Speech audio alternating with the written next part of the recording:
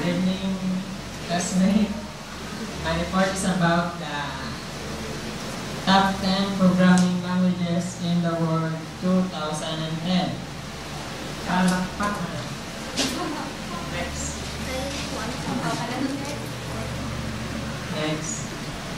Through this report, you will learn about the most popular languages. Also, you will be able to take advantage of each language, and then you will know which is the best language to learn.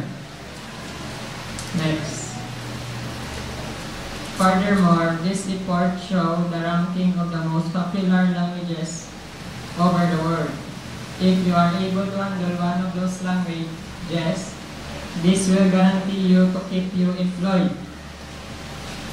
In addition, this approach was uncovered by developers and recruiters, so picking the languages which you want to learn define what kind of development you want to do and who you might want to work for, as it does with how much money you want to earn.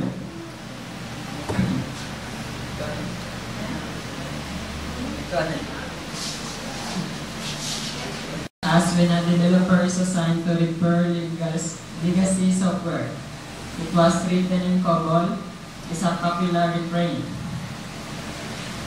A programming language is just one tool in a developer's expansive collection